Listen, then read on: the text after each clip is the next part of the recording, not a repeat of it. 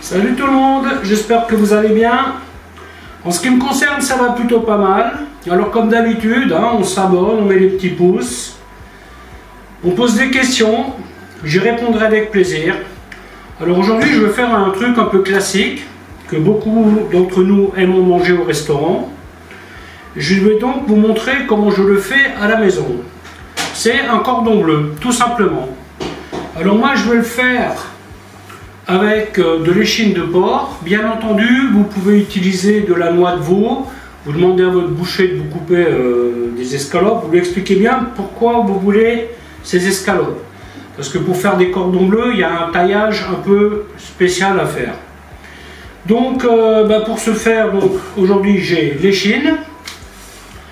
J'ai pour paner donc la chapelure que j'ai fait moi-même.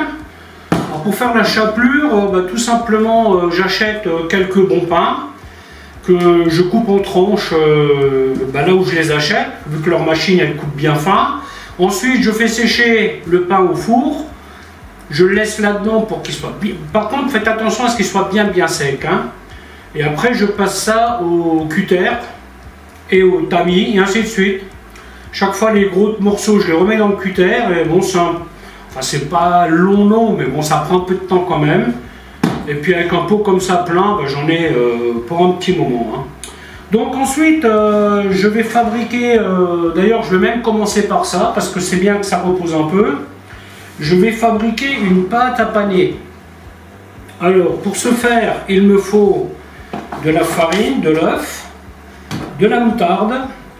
J'y rajoute un peu d'aromates, c'est-à-dire là j'ai de l'ail en poudre, des herbes de Provence, une goutte d'huile d'olive, je ne sais pas si j'ai déjà dit mais il y aura de la moutarde, et du sel. Alors moi j'aime bien cette façon de paner parce qu'en fait elle me permet d'aromatiser l'appareil à paner. Ce n'est pas la panure classique où vous faites farine, œuf, chapelure. Ça c'est la façon classique, j'appelle ça je crois panier à l'anglaise il me semble. Donc vous avez vos différents pots et vous faites tac tac tac. Et voilà, moi ce que je vais faire, je vais donc faire cette pâte que je vais laisser reposer un peu et je vais utiliser cette pâte pour paner ma viande. Voilà, écoutez, je vais vous montrer comment faire tout ça. A tout de suite. La première des opérations, c'est donc faire l'appareil à paner. Donc là je vais mettre 2 bonnes cuillères de farine. Je vais faire un petit puits. Je vais y mettre 2 œufs, un peu d'herbe de Provence. Alors là rien ne vous empêche de mettre du persil, vous voyez, vous pouvez l'aromatiser comme vous voulez. Il n'y a aucun problème.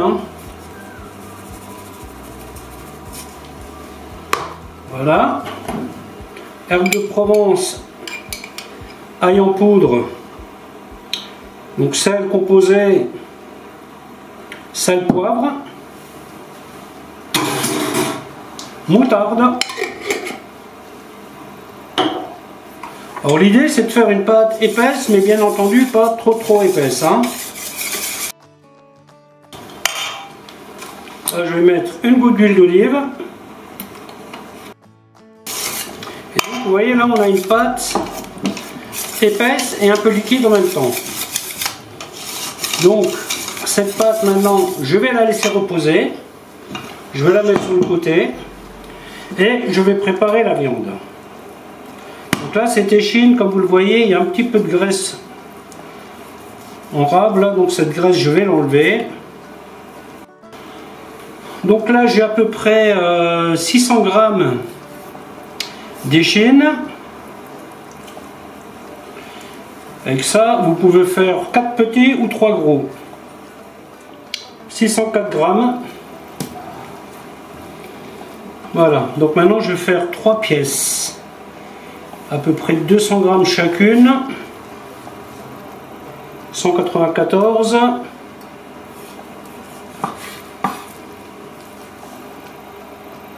Voilà, 200, et là, elle sera un peu plus grande, 196.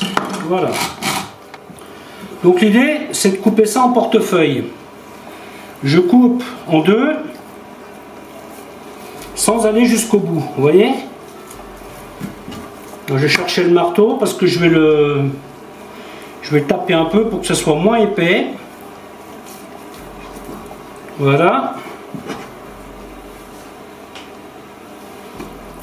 Donc cette pièce est plus petite, donc je vais la couper différemment. Je vais lui faire 3 incisions. Voilà, vous voyez, pour que ce soit à peu près pareil. Donc là, ce que j'ai fait, j'ai enveloppé la viande dans du papier film et délicatement, je vais la taper. Alors si vous trouvez que l'échine est trop grasse, parce que bon, c'est vrai qu'il y a quand même un peu de graisse dans cette viande, vous pouvez utiliser de la longe de porc aussi. Et si vous avez les moyens, vous prenez de la noix de veau. Une fois que ça c'est fait, on met tranche de jambon. Vous voyez, là je la fais dépasser pour le moment. Hein. Bien entendu, vous essayez de l'adapter à votre viande. Hein.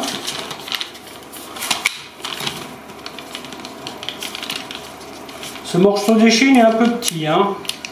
Normalement, vous arrivez à faire des escalopes bien plus jolies que ça. Certainement, c'est un truc qui a déjà été paré et reparé. Mais ce n'est pas grave. Ensuite, je vais y mettre le fromage. Donc là, j'ai pris de l'herbe amère, hein, tout simplement. Hein. Vous pouvez prendre du... Il y a des gens qui mettent du fromage râpé, mais bon, je ne suis pas trop pour. Je trouve qu'ils font un peu trop vite. Je préfère prendre ce fromage-là.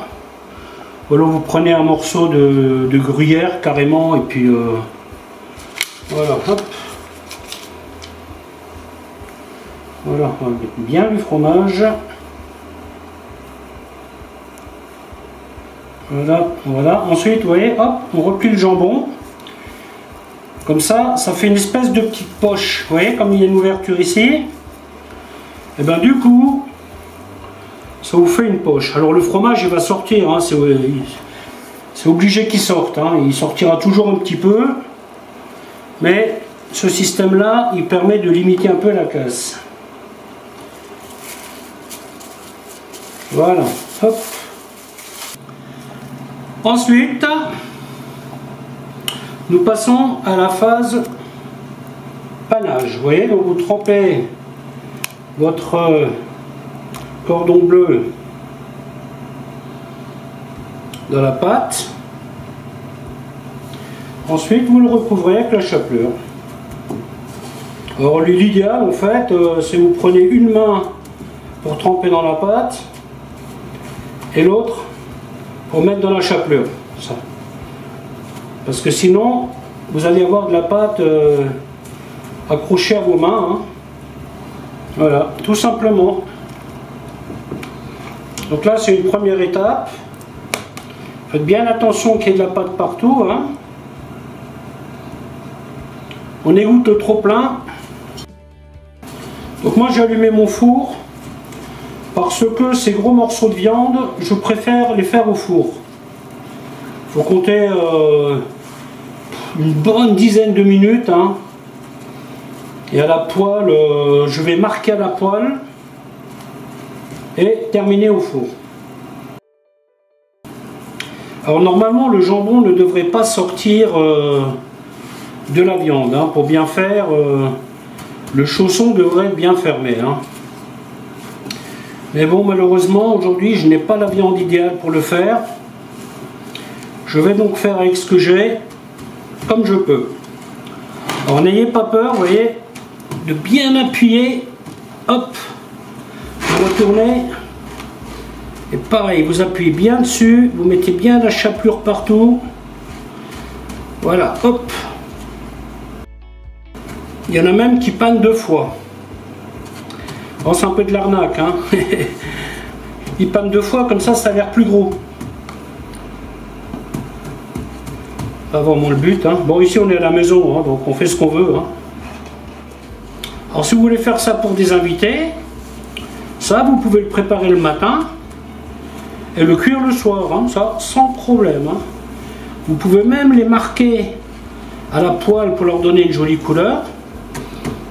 Les mettre au frigo et quand vos invités sont là, hop, vous mettez la plaque au four.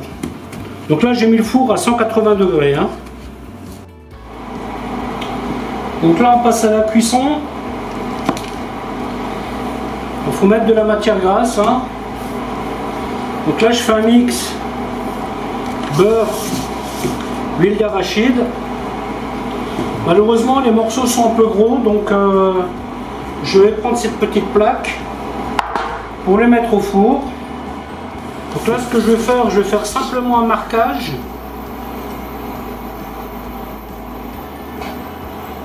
Et je les transvase sur ma plaque. Et une quinzaine de minutes au four.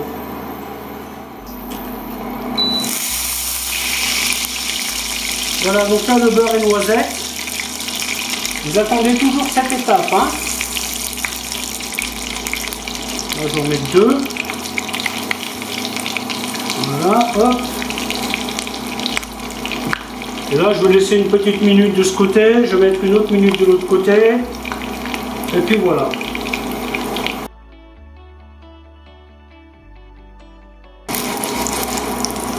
Vous voyez comme ça absorbe la matière grasse. Hein.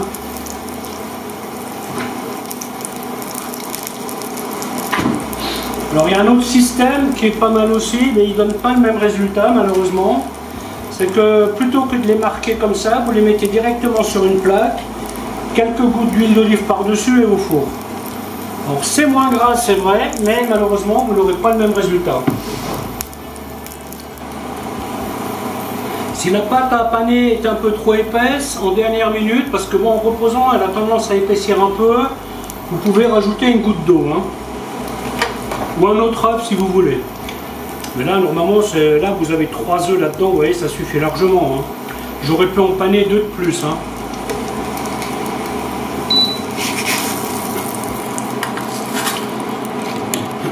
Voilà donc ça va passer au four 15 minutes à 180 degrés. Voilà, la vidéo va se terminer ici en espérant qu'elle vous aura plu. A bientôt pour une autre recette. Ciao!